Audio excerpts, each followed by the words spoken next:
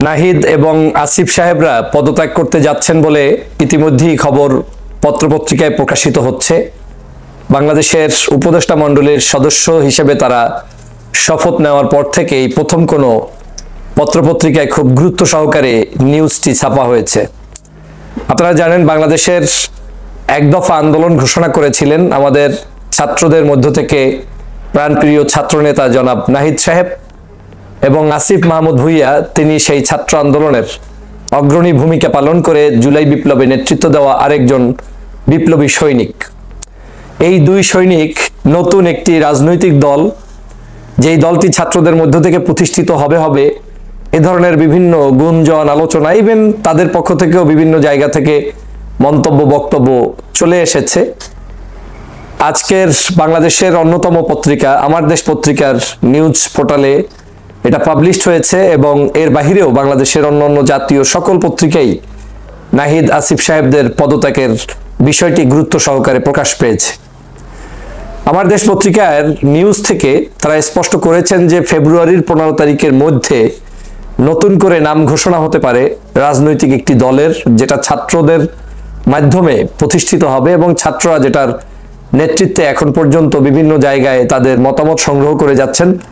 সেই সংগঠনটি আত্মপ্রকাশ ঘটবে ফেব্রুয়ারির 15 তারিখের সময়ের মধ্যে হতে পারে বলে ধারণা পোষণ করছেন।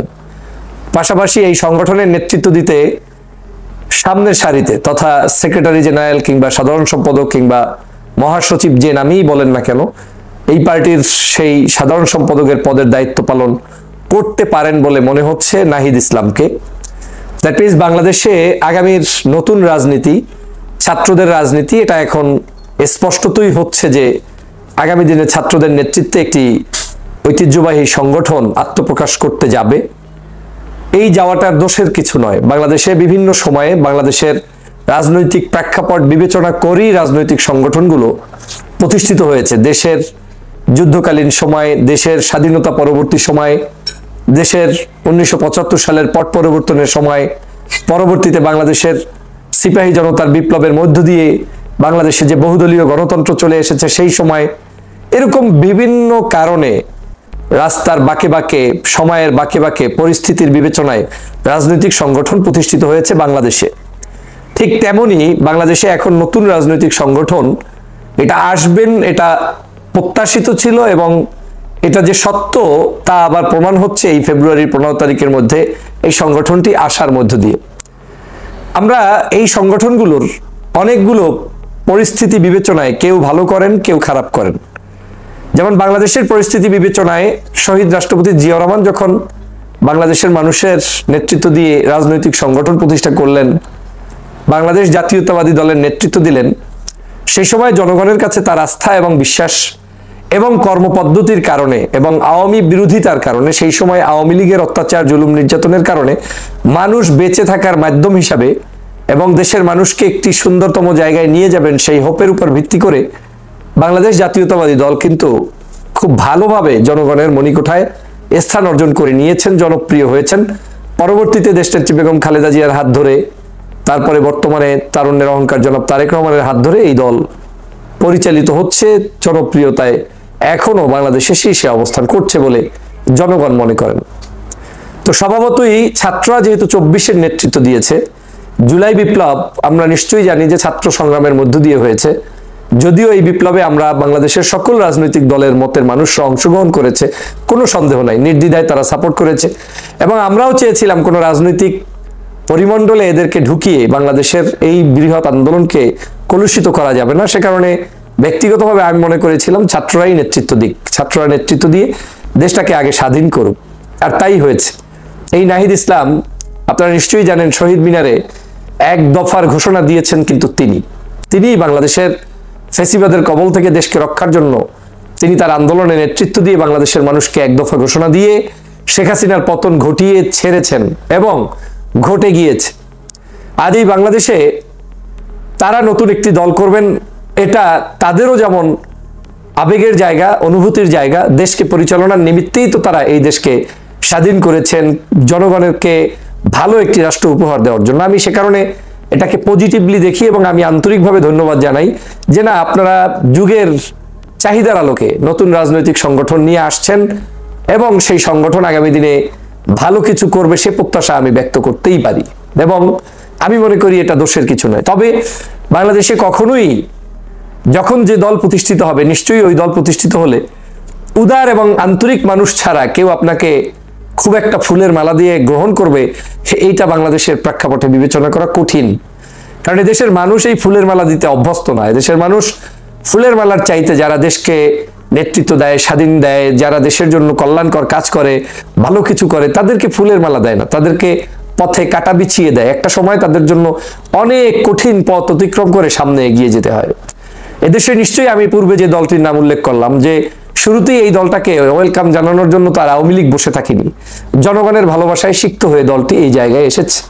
দলের প্রয়োজন আছে, দল কিয়ামত পর্যন্ত একই দল থাকবে এমনটা যেমন সত্য না, কিয়ামত পর্যন্ত একই নেতা নেতৃত্ব দিবে এমনটাও সত্য না। আমি এই ধরনের ভালো দল হোক, দলগুলো চলে আসুক সেটার পক্ষে। তবে এটাও মাথায় রাখতে হবে দলগুলো যাতে কোনো অবস্থায় কোনো নির্দিষ্ট কারো সমর্থন নিয়ে একেবারে বিতর্কিত কোনো পদ্ধতির মধ্য থেকে আবিষ্কৃত না হোক, সেটাও আমি কামনা করি। বিতর্ক হবেই, তবে আমি মনে করি যতটুকু বিতর্ক এড়িয়ে গিয়ে জনতার জন্য, জনগণের সরকার, জনগণের দল, জনগণের আমাদের আন্দোলন, এই যে একটা জনগণের চাহিদা, এই জনগণের চাহিদাটাকে এখানে প্রাধান্য দিয়ে যদি এই দলটাকে সামনে নিয়ে আসা যায়, তাহলে আমার বিশ্বাস আপনারা টুডে অর টুমোরো বাংলাদেশের পিপলদের কাছে অবশ্যই ভালোবাসা কেড়ে নিতে পারবেন। কারণ আপনাদের ঝুলিতে কিন্তু ইতিমধ্যেই 24-এর বিপ্লব আপনাদের ঝুলিতে আছে।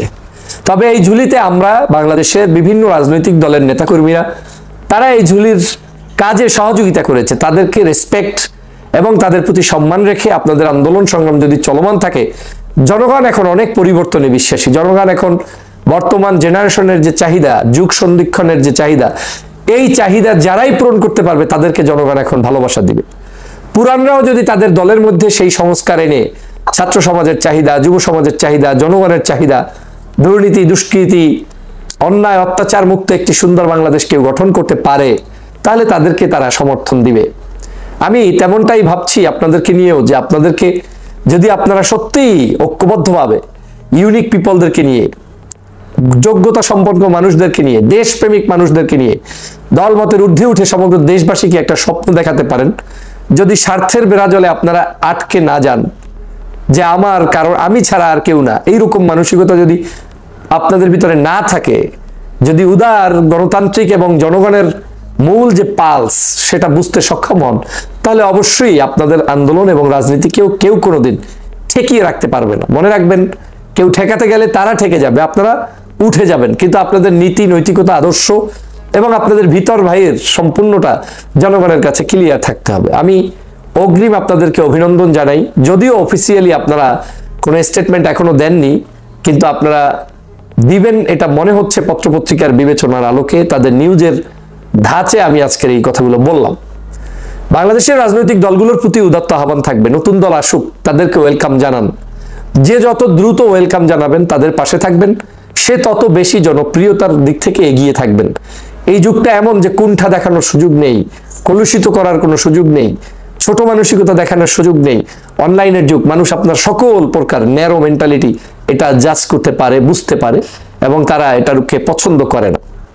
সে কারণে আমি ছাত্র ভাইদের এই আন্দোলনকে পছন্দ করি। আপনারা জানেন বেশ কিছুদিন আগে ছাত্রদের এই যে দল, এই দল নিয়ে বিভিন্ন মন্তব্য এসেছে। বাংলাদেশের সর্ববৃহৎ দল বাংলাদেশ জাতীয়তাবাদী দলের মহাসচিব বলেছিলেন যে পদত্যাগ করে তারপরে আপনাদের দল গঠন করা উচিত। যদি সত্যি আজকের নিউজটা সত্য হয় যে আপনারা পদত্যাগ করে এই দল করছেন, তাহলে ওই মহাসচিব সহ বাংলাদেশের অন্যান্য রাজনৈতিক দলের নেতারাও আপনাদেরকে বাহবা জানাবে এবং বলবে যে না, তারা বাপের বেটা সঠিক কাজ করেছে, তারা ক্ষমতায় থেকে অন্যায় কিছুই করেনি, তারা ক্ষমতা থেকে বের হয়ে জাতির প্রয়োজনে নতুন দল গঠন করেছে।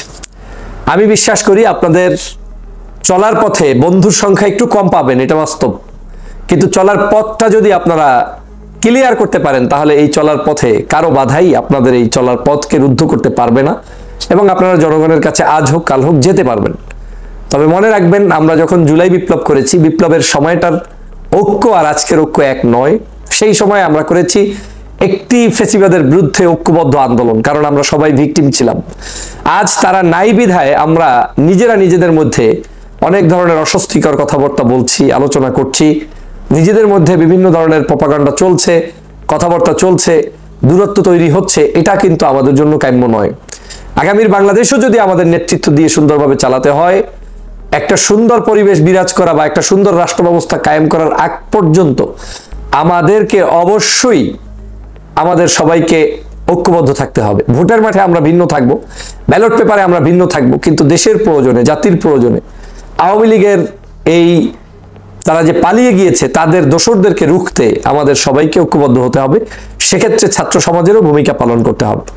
আর আমাদের যারা রাজনৈতিক সংগঠন বিভিন্ন জায়গায় রয়েছেন, আপনাদেরকে বারবার বলেছিলাম যে আমাদের পক্ষ থেকেও ছাত্রদের প্রতি স্নেহসুলভ ভালোবাসা বহিঃপ্রকাশ ঘটানো উচিত। আজও বলছি একই কথা, যারা জুলাই বিপ্লবে নেতৃত্ব দিল তাদেরকে উচিত ছিল সবার আগে সোহরাওয়ার্দী উদ্যানে তাদেরকে সম্মানিত করা, ক্রেস্ট প্রদান করা, তাদেরকে আলাদাভাবে মূল্যায়ন করা। কিন্তু আমরা কতটুকু করতে পেরেছি আমরা জানি না। কিন্তু আমরা এটা না করাটা আমাদের বাংলাদেশের জন্য একটা অশনি সংকেত। নেতৃত্বের জায়গায় ভবিষ্যতে ভালো নেতৃত্ব আসবে না যদি আমরা ভালো মানুষদেরকে অ্যাকনলেজ করতে না পারি। সেজন্য দলমতের ঊর্ধ্বে উঠে সকল কাজে, ভালো কাজে মানুষদেরকে অ্যাপ্রিসিয়েট করা উচিত।